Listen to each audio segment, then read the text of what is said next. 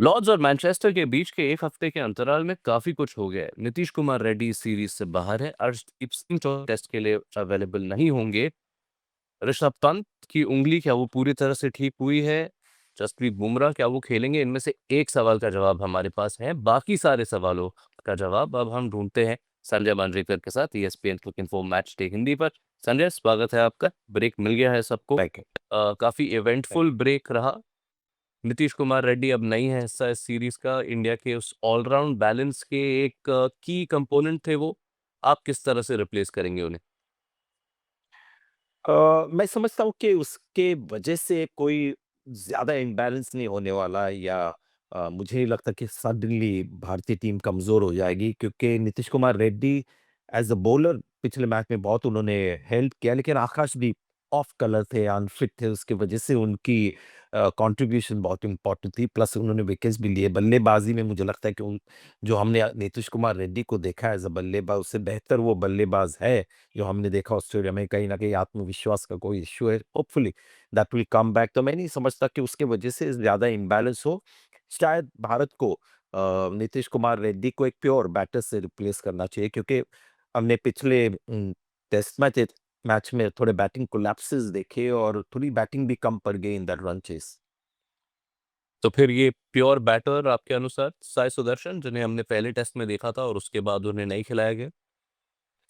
जी हाँ, और देखिए करुण नायर का जो परफॉर्मेंस रहा है और सीनियर प्लेयर है, कमबैक ट्रेल पर है, लेकिन इससे बेहतर बैटिंग कंडीशंस आपको ओवरसीज़ नहीं मिलेंगे और इससे बेहतर बॉलिंग अटैक भी नहीं मिलेगा। पिछले मैच में जोफ्रा आर्चर ज़रूर थे, बेन स्टोक्स ने बहुत अच्छी गेंदबाज़ी की, लेकिन ओवरऑल लॉन्ग टर्म टर्म अगर व्यू लें आप, तो ये इंग्लिश बॉलिंग अटैक बहुत ही कमज़ोर है। वहाँ पर करुण नायर के रन नहीं बने और कहीं न कहीं मुझे लगता है साई सुदर्शन को थोड़ा-सा रॉ डील मिला था, केवल 1 टेस्ट मैच खेल के उनको बाहर कर दिया था। तो कभी-कभी कौन डिज़र्व करता है अपॉर्च्युनिटी और उनके आने से टीम में कोई इम्बैलेंस नहीं होगा या टीम कमज़ोर नहीं होगी, तो मैं समझता हूँ कि उनको टीम में वापस आना चाहिए। प्लस नीतीश कुमार रेड्डी को अगर आप रिप्लेस कर रहे हो एज़ अ प्योर बैटर, तो वहाँ पर भी एक बल्लेबाज का आना बनता है और वहाँ पर अगेन देख कहते हैं कि एक ऑब्लिगेशन होता है, कोई प्लेयर डिजर्व करता है, वो है अभिमन्यु ईश्वरन। कुलदीप यादव की तरह वो भी समहाउ प्लेइंग 11 में नहीं आ रहा है एज अ प्योर बल्लेबाज। और ये ऐसी सीरीज है जहां पर अगर आपको बल्लेबाज बनाने हैं लॉन्ग टर्म व्यू लेकर, तो इस सीरीज में आप खिलाइए। अगर अभिमन्यु ईश्वरन खेलते हैं, वो मेरे नंबर 3 के बल्लेबाज होंगे, Sai Sudharsan down the order. जी हाँ, करुण नायर ने क्रिकेट को मैसेज भेजा था, शायद अभिमन्यु ईश्वरन टीम मैनेजमेंट को वही मैसेज देंगे, dear management give me a chance. क्योंकि ऑस्ट्रेलिया दौरे का भी हिस्सा थे, वहाँ एक मैच नहीं मिला, अब तक इंग्लैंड में एक मैच नहीं मिला है। तो आप खिलाएंगे ईश्वरन को 3 पर, साई सुदर्शन को नंबर 6 पर। अंशुल कंबोज को शामिल किया गया है स्क्वाड में। क्या आप सीधे कंबोज को अंदर लाएंगे या वापस प्रसिद्ध कृष्णा की ओर जाएंगे? जो हम सुन रहे हैं कि जो मौसम होने वाला है ओल्ड ट्रैफर्ड में, कहते कि क्लाउडी कंडीशंस होंगे, थोड़ा इंग्लैंड में जैसे वातावरण होता है इंग्लिश कंडीशंस होंगे, तो वहाँ पर आपको चाहिए सिंपल से बॉलर्स, आकाशदीप की तरह जो ऑफ स्टंप के बाहर एक गुड लेंथ पे डालते रहेंगे।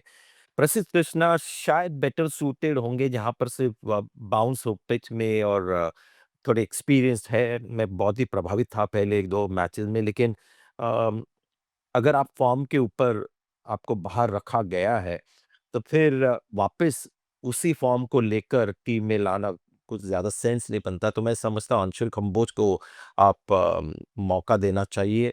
वार्म अप मैचेस में काफ़ी इम्प्रेसिव उन्होंने गेंदबाज़ी की और एक सिंपल सा गेंदबाज जो कंडीशंस को अच्छी बेहतर यूज़ कर सकता है, ऐसे सीमोर को खिलाए, तो मैं समझता हूँ सिराज, बुमराह और अंशुल कंबोज ये 3 इंडियन सीमर्स होने चाहिए।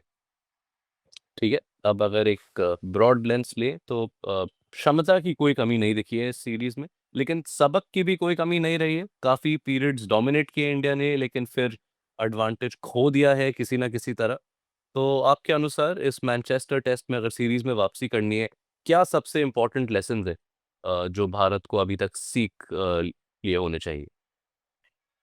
मैं समझता हूँ कि जिस तरह से जायसवाल आउट हुए, वो उस ऐसे विकेट्स ना दें इंग्लैंड को बहुत easily. Karun Nair flat condition में ज़्यादा कंट्रीब्यूट नहीं कर रहे थे। तो कहीं न कहीं लगता है कि कोई और बल्लेबाज आए या फिर करुण नायर खुद खेले तो एक बड़ा उनसे कंट्रीब्यूशन की उम्मीद होगी। शुभमन गिल ने तो बहुत ढेर सारा ऑलरेडी परफॉर्मेंस दिए, ऋषभ पंत ने भी रन आउट ना हो और माइलस्टोन्स और इस चक्कर में अपना विकेट ना खो जाए। और मैं समझता हूँ कि एक प्योर बैटर की डाउन द ऑर्डर ज़रूरत है। और मैं समझता हूँ कि बैटिंग में काफ़ी डेप्थ है और अभी तक जो बैटिंग परफॉर्मेंस रही भारत की, वो बहुत ही बढ़िया रही है। मेरा सिर्फ़ एक ही जो मुझे लगता है देखने वाली बात ये है कि इतनी अच्छी बल्लेबाज़ी इतनी दूर इतने समय तक भारत ने की, ये चौथा टेस्ट मैच है। लंबा ये सीरीज़ है, तो वो जो एक कहते हैं ना रिज़र्व्स होते हैं आप में, वो जो क्षमता होती है, इतना स्टैमिना है आपका बल्लेबाज़ी करने का, वो शायद इस टेस्ट मैच में टेस्ट हो। चलिए संजय मांजरेकर, शुक्रिया आपके वक्त के लिए। आज तक कभी मैनचेस्टर में भारत ने टेस्ट मैच नहीं जीता है, लेकिन इस सीरीज के पहले एजबेस्टन में भी कभी नहीं जीता था। वहां पे कहानी पलटी, क्या मैनचेस्टर में भारत इतिहास को पलट पाएंगे? आइए देखते हैं। संजय, शुक्रिया आपके वक्त के लिए। Thank you.